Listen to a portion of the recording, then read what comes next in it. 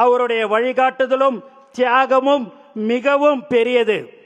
30 ஆண்டுகளுக்கு மேல் இந்த மண்ணோடும் மக்களோடும் எங்கள் வீட்டு பிள்ளையாக மாறியுள்ள அந்த மாமனிதர் தான் நம் தலைவர் தளபதி.